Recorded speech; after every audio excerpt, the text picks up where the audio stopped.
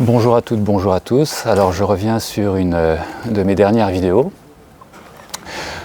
pour voir avec vous en direct le résultat de ce que j'avais fait. Donc il s'agissait donc sur ce véhicule Citroën C1 Essence d'une perte d'huile sans qu'il y ait de fuite et dont le diagnostic que j'avais fait venait donc de la partie couvre-culasse et reniflard. Donc avec la valve PCV peut-être qui faisait mal son office. Et donc j'avais simplement nettoyé tout, j'avais déposé le couvre-culasse que j'avais nettoyé dans ses tubulures intérieures, et puis la valve PCV et le tuyau qui descend jusqu'à la chambre d'admission. Donc là, pour vérifier si ce que j'ai fait a eu un quelconque effet, voilà, on va vérifier ça. Avec le niveau d'huile bien sûr, et puis, mais d'abord en commençant simplement par dévisser là le bouchon de remplissage d'huile, puisque en fait ce qui se passe, et pourquoi j'avais diagnostiqué l'affaire comme ça, c'est parce que il y avait un fort mouvement d'aspiration interne à la culasse qui rendait très difficile le dévissage du bouchon. Donc là je vais essayer déjà de le dévisser, s'il se dévisse correctement, c'est déjà bon signe. On va voir. Donc, alors ça se dévisse normalement, donc plutôt bon signe. Maintenant le niveau d'huile, alors la voiture est froide bien sûr, mais elle est pas tout à fait sur terrain plat, elle est un petit peu orientée le nez vers le haut. Alors qu'est-ce que ça donne, qu'est-ce que ça dit? C'est pas bon. J'avais refait le niveau à 2/3 de la jauge, et là,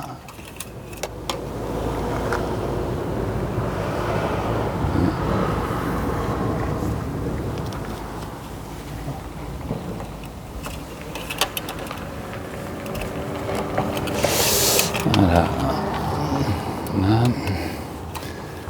Ok.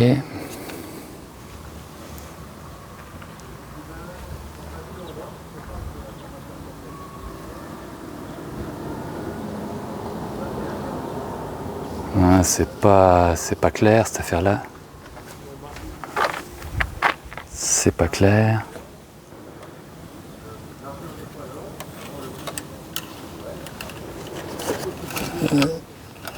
Vas-tu me donner un niveau lisible?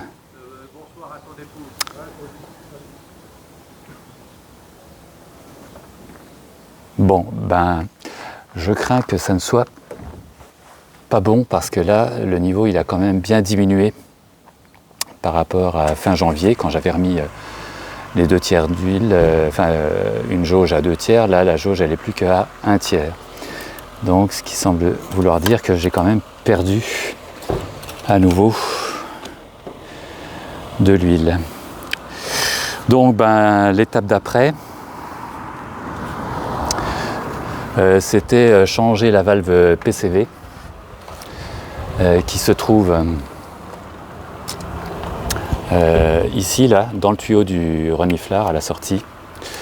Voilà, donc je crois que c'est ce que je vais faire, tout simplement parce que ça coûte pas bien cher, et que quand je l'avais testé simplement en soufflant dedans, elle ne semblait pas suffisamment étanche. Normalement, elle ne souffle que dans un seul sens. Et pas dans l'autre, c'est-à-dire qu'elle va donc du couvre-culasse vers l'admission, et normalement pas l'inverse. Et il semble que en fait elle était peut-être ouverte tout le temps, et pas seulement quand